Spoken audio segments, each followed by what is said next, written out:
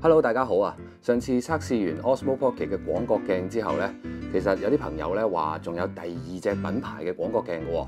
呢個其實我知道嘅，但係因為我見到網上嘅圖片或者影片啦，嗰隻廣角鏡呢個做工都係非常之似 Case 嗰隻廣角鏡嘅，咁係極有可能呢係製造 Case 嗰間工廠呢代工生產嘅，所以咁我就冇打算買嘅。咁但係因為有好多朋友未死心啦，包括佢啦，你係咪仲未死心啊？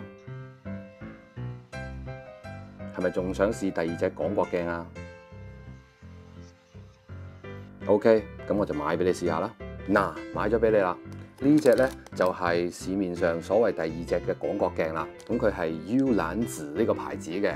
咁好多外國人咧就叫做 Ulanzi。咁其實我唔知點讀啦。咁呢個就係一個國內企業啦。我諗佢係專門做出口嘅。咁之前咧我都有佢唔少嘅產品㗎啦，例如呢啲手機架啦。咁好多人問我呢個手機架係乜嘢，咁就係呢個 Ulanzi 嘅咯。佢做工咧做呢啲嘢都做得唔錯嘅。但係呢隻你睇下個包裝，好明顯咧就真係代工嘅，因為咁簡陋嚟講係真係唔掂㗎嚇。咁我哋拆開佢嚟睇下。好啦，咁我哋拆開呢個簡陋嘅包裝啦，見到一個係更簡陋嘅膠盒啦。咁我心裏邊都打個突嘅。咁但係都係嗰句啦，我哋要嘅咧係佢嘅功能，而唔係咧佢嘅包裝嘅。咁睇下佢嘅表現係點樣啦。嗱，望落去咧，基本上同之前嗰個 Case 嘅鏡係一樣嘅，無論前後啦、個設計啦都係一樣嘅。咁但係之前咧喺 YouTube 上面咧見到一位日本嘅 YouTuber 測試過呢隻鏡啦，其實我覺得咧個效果都 OK 嘅，所以先真係想咧買嚟試下，睇下究竟係咪咁嘅啫。咁而家換上去試下咯喎。諗理論上咧，我係要 set 翻係同之前差唔多嘅位置咧，咁先公平嘅。好啦，咁而家開始換咯喎。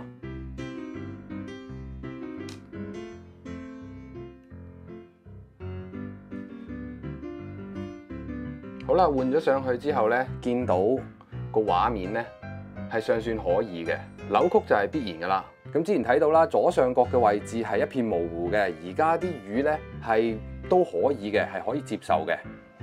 咁我哋拉遠啲再睇下，咁大概就係咁嘅效果啦。咁如果室內係咁嘅效果咧，其實係勉強可以接受嘅。嗱，咁既然而家室內咧，我覺得係 OK 嘅話咧，今日冇落雨。咁就真係要出去試下咯喎！好，而家我哋就攞出去試下咯喎。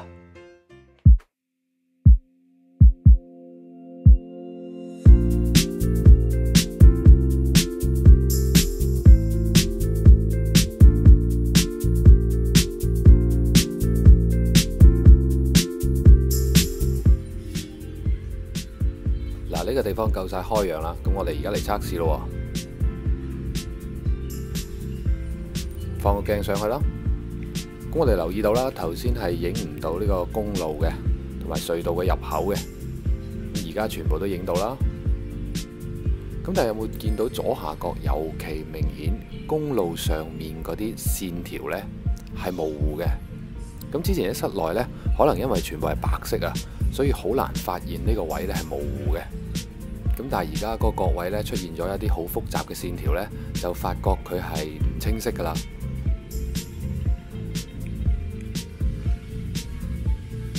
咁好明顯啦，海岸線係變彎咗嘅，無論係對面海定係呢邊嘅。最主要嘅問題咧，都係發現四個角嘅情況咧，係唔係太理想嘅。但係當然啦，如果你用嚟拍一啲延時攝影嘅時候咧，係唔察覺四個角嘅問題嘅。變形咧，亦都唔係好大問題嘅啫。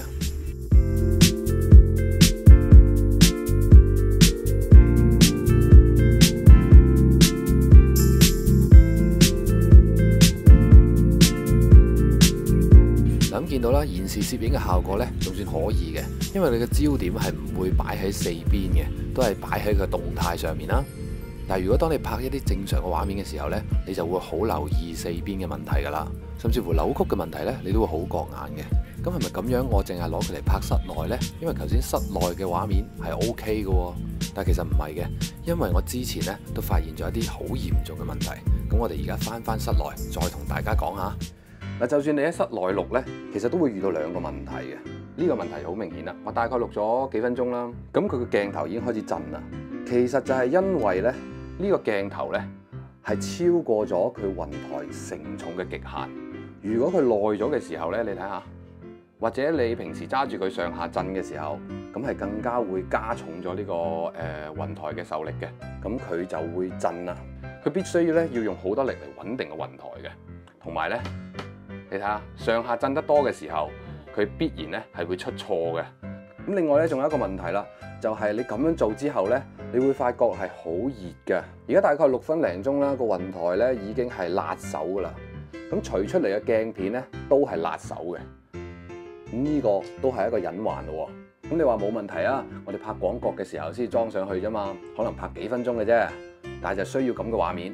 好，咁我哋就出去試下啦。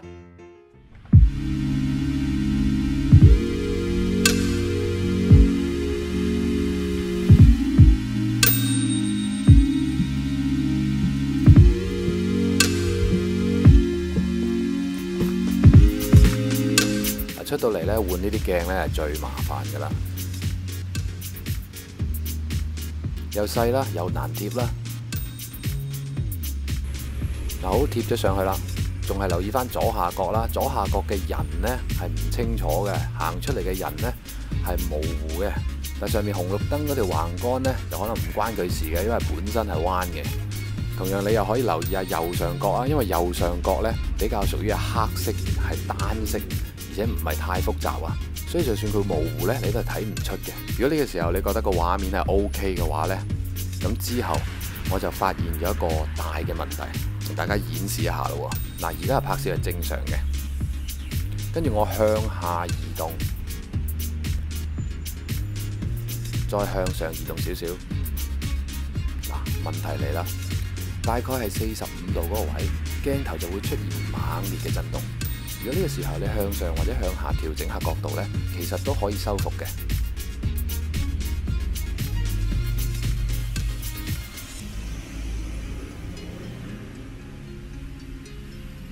但如果你唔理佢咧，佢就會係咁震噶咯，直至震到咧個雲台出錯為止嘅。嗱，而家佢係咁震啦，不過咁樣拍咧拍唔清楚，死咗啦！嗱，終於死咗啦！呢個時候你睇翻 DJI 嘅 app 咧，佢就會提示雲台異常嘅，咁你點重啟咧，佢就會恢復翻正常啦。嗱，咁另外啦，我哋喺 app 度再睇下啦，因為個 app 咧上面如果你打開咗呢個3分線嘅話咧，你就會好明顯睇到呢個鏡頭嘅 K 型啦。你而家就咁睇屏幕咧，你會發覺咧呢4條線咧好似係彎曲咁，尤其係打橫嗰2條啊。咁但係其實唔係嘅，我哋拉條直線睇下。嗱，2條線係平衡嘅，好明顯呢個係鏡頭畫面變形之後呢，令到我哋對呢啲直線呢產生咗錯覺嘅，所以呢個鏡頭嘅 K 型呢都幾勁噶嚇。但係最大嘅問題呢，都係你上咗呢個鏡頭之後呢，你係唔知幾時會出錯，而呢個未知嘅錯誤呢，可能會導致你超級麻煩，同埋會整壞你部機，咁先係最麻煩嘅事。就算你係買咗保險啊，都唔想經常攞部機去整啊，係咪？好啦，咁測試完啦，唔知大家對 Osmo Pocket 嘅廣角附加鏡仲有冇咩期待呢？反正我就已經死咗心啦。咁好明顯，你要做一個廣角鏡出嚟呢，佢嘅重量同厚度呢係超過咗呢個雲台嘅負荷嘅。佢去到某個角度嘅時候呢，係頂唔順嘅，就出現咗雲台嘅錯誤噶啦。所以就呢個廣角鏡而言呢，最大嘅問題呢唔係話唔方便，成日要除落嚟先開機喎。重點就係你唔知佢幾時會失靈，同埋佢失靈得多咁計呢，會唔會對你部機嘅雲台造成影響喎？咁係得不償失㗎。所以如果就呢一代嚟講呢，大家想要一個廣角嘅附加鏡呢，就唔好再等啦。如果要嘅話呢，我哋只能夠期待下一代 Osmo Pocket 嘅產品啦。咁呢次就講到呢度啦。鍾意嘅話就俾個 like 同埋訂閱啦。多謝晒，拜拜。